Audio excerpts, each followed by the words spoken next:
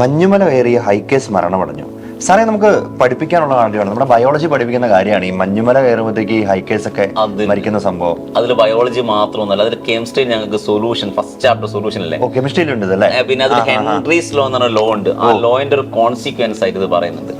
അപ്പൊ അതിൽ ശരിക്കും അവർ പറയുന്നത് എന്താണെന്നാൽ മലമുകളിലോട്ട് പോകും തോറും എന്ത് ചെയ്യും, പ്രഷർ കുറയും. പ്രഷർ കുറഞ്ഞുകൊണ്ടിരിക്കും. നമുക്ക് ശരിയാണ്, തീർച്ചയായിട്ടും. അവരെ ബ്ലഡിൽ ഡിസോൾവ്ഡ് ഓക്സിജന്റെ അളവ് കുറയാണ് ചെയ്യുന്നത്. ശരിയാണ്. അപ്പൊ അവർ അനോക്സിയ എന്ന് പറഞ്ഞ കണ്ടീഷനിലേക്ക് പോകുന്നു. പക്ഷേ നമ്മുടെ ഓക്സിജൻ, ഇനഫ് ഓക്സിജൻ കിട്ടാതെ വരുന്ന ഒരു കണ്ടീഷൻ, ബ്ലഡിൽ ഓക്സിജൻ അളവ് കുറയുന്ന സമയത്ത് ഒരു കണ്ടീഷനിലേക്ക് ബയോളജി ഡീറ്റെയിൽ ആയിട്ട് പറയുന്നുണ്ട്. ബയോളജി നമ്മൾ പറഞ്ഞ കാര്യം എന്ന് വെച്ചാൽ ഇത് രണ്ട് രീതിയിലുണ്ട് സാറേ. ഒന്ന്, നമ്മൾ ഈ സാധാരണഗതിയിൽ നമ്മളൊരു ചെറിയൊരു ട്രിപ്പൊക്കെ പോകുമ്പോൾ നമ്മളൊരു മല കയറുമല്ലേ, ആ മല കയറുമ്പോഴത്തേക്കും നമുക്ക് പെട്ടെന്നൊരു തലകറക്കവും ഒരു വോമിറ്റിംഗ് ടെൻഡൻസി, പിന്നെ മസിൽ പെയിൻസ്, നമുക്ക് ഇങ്ങനെ കുറെ പ്രശ്നങ്ങൾ ഉണ്ടാവൂലേ.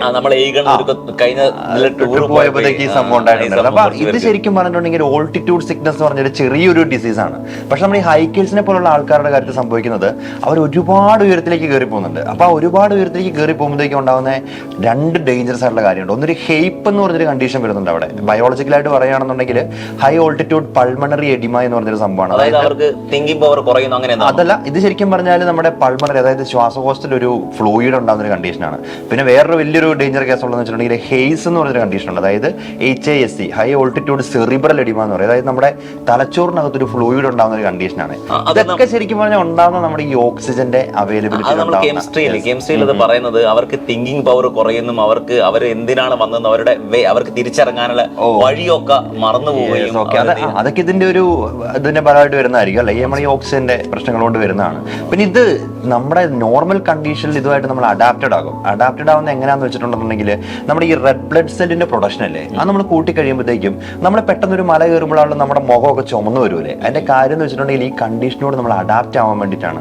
പിന്നെ അതുപോലെ തന്നെ ഈ നമ്മുടെ ഹാർട്ട് ബീറ്റിന്റെ റേറ്റ് കൂടുന്നത്, നമ്മുടെ ബ്രീത്തിങ്ങിന്റെ ഹൈ ആൾട്ടിറ്റ്യൂഡ് താമസിക്കുന്ന ആൾക്കാർക്ക് അത് വലിയൊരു രസകരമായിട്ടുള്ള കാര്യം. അതായത് നമ്മളിവിടെ ഒരു പ്ലെയിൻസിലുള്ളവരുടെയും അല്ല നമ്മൾ ഈ ഒരു എന്താണ് നല്ല മലമുകളിലൊക്കെ താമസിക്കുന്ന ആൾക്കാരുടെ നമ്മുടെ ബ്ലഡ് എടുത്ത് നോക്കുകയാണെന്നുണ്ടെങ്കിൽ റെഡ് ബ്ലഡ് സെല്ലിന്റെ പ്രൊഡക്ഷൻ ഏറ്റവും കൂടുതൽ അവരിലായിരിക്കും കമ്പയർ ചെയ്യുമ്പോഴത്തേക്കും. പിന്നെ അതുപോലെ തന്നെ ഈ നമ്മുടെ ഈ ബ്രീത്തിങ്ങിന്റെ റേറ്റ് ഇല്ലേ, അത് കൂടുതലും അവരിലായിരിക്കും. നമ്മൾ അത് ഇച്ചിരി കൂടെ കുറവായിരിക്കും. വെച്ചാൽ അവർ ആ ഒരു സമയത്ത് അവിടെ ഇല്ലെങ്കിൽ അവർക്ക് ഐക്യു, ഞങ്ങൾ കെമിസ്ട്രി പഠിപ്പിക്കുന്നവർക്ക് ഹൈ ആൾട്ടിറ്റ്യൂഡ് താമസിക്കുന്ന ആൾക്കാർക്ക് കമ്പാരിറ്റീവ്ലി ഐക്യു കുറവായിരിക്കുന്നു. പിന്നെ അവർ ഓൾറെഡി അവരുടെ ബോഡി എന്ത് ചെയ്യും, അത് മെയിൻറ്റെയിൻ ചെയ്തിട്ട് എന്ത് ചെയ്യും, ഐക്യു കൂട്ടുകയാണെന്നൊക്കെ പറഞ്ഞത്. ഇപ്പം ഊട്ടി സ്കൂൾ ഇപ്പോൾ ഒരു 1-2 വർഷത്തേക്ക് ഊട്ടിയിലെ സ്കൂളുകളിലൊക്കെ പഠിക്കാൻ പോകുന്ന കുട്ടികൾക്ക് അവർ ഒരു പർട്ടിക്കുലർ ടൈമിൽ ബ്രീത്തിങ് എക്സസൈസ് കൊടുക്കും.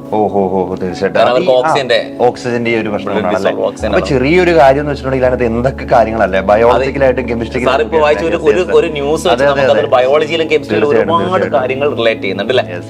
അപ്പൊ മക്കൾ എന്ത് ചെയ്യാ, നമ്മൾ ഇങ്ങനെയുള്ള ന്യൂസുമായിട്ട് ഞങ്ങൾ എന്ത് ചെയ്യും, ഇങ്ങനെയുള്ള കുറെ വീഡിയോസുമായിട്ട് ഇതുപോലെ ഇൻട്രസ്റ്റിംഗ് ഫാക്ടേഴ്സ് ഇഷ്ടം പോലെ ഒരുപാടുണ്ട്. അപ്പൊ ഞങ്ങൾ എന്ത് ചെയ്യും, ഞങ്ങള് നെക്സ്റ്റ് ക്ലാസ് ഏകണ്ട +2 ചാനൽ ഞങ്ങൾ കണ്ടിന്യൂസ് ആയിട്ടുണ്ടാവും. മക്കൾ ഞങ്ങൾ കൂടെ എന്ത് ചെയ്യാ, സപ്പോർട്ട് ചെയ്യാം. ഓക്കെ അല്ലേ? ഓക്കെ.